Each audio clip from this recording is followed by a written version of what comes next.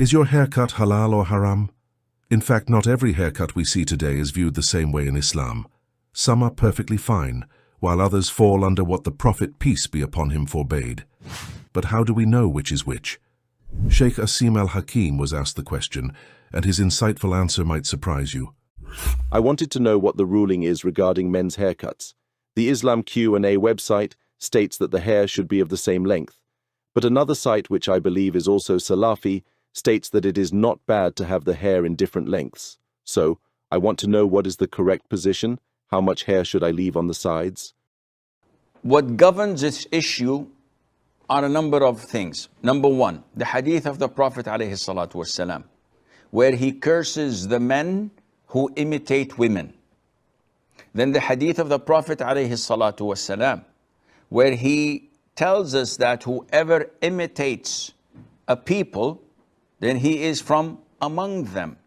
And finally, the hadith of the Prophet ﷺ, where he prohibited al-qaza'.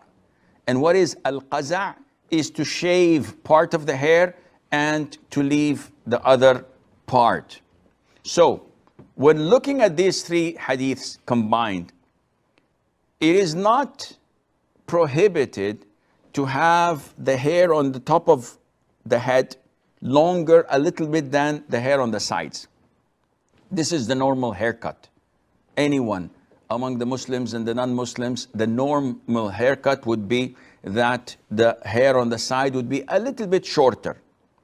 What is prohibited, if someone comes and he shortens it to the skin, like the Marines, when they have their haircut, they do it this way. They have the top longer, but it's almost shaven on the sides. This is prohibited. Why? Because this is imitating the kuffar, the disbelievers. Plus, it is qaza'. If someone wants to make a mohawk haircut, like Mr. T, for example, also this is haram. This is qaza', clearly. If someone wants to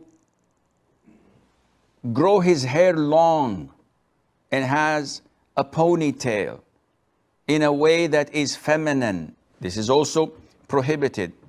Some football players may come and have weird haircuts. So probably you find someone just shaving a line on the top of his head or on the side of his head, while the other hair is normal, but he just has a line here shaven. Of course, this is haram. This is qaza', which the Prophet prohibited, alayhi salatu wasalam. Unfortunately, I was told that some Muslims may do such haircuts. The sheikh didn't stop there. He concluded with a touching reminder about what it really means to carry the identity of a Muslim in every aspect of life. He emphasized that true Islamic identity lies in being recognized as a Muslim through your actions, your manners, and your character, by avoiding imitation of those who disbelieve or go astray. Listen. As a Muslim, I have an identity. And my identity does not require you to wear this ghutra, which I'm wearing on my head. It doesn't require you to wear a thobe, the white thobe, which is the long shirt that I'm wearing. No, this is not part of the identity. This is a cultural thing.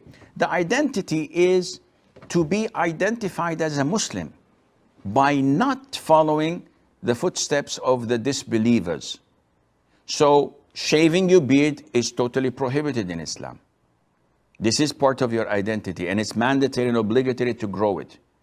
Having a normal haircut is part of your identity, because once you do something that is not normal, then you have changed your route into a different path, which is not the straight path. At the end of the day, Islam guides us even in the smallest details of our lives, not to restrict us, but to protect our dignity and identity.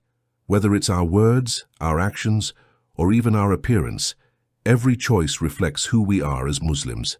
May Allah guide us to follow the Sunnah in all that we do and keep us firm on the straight path. Assalamu alaikum.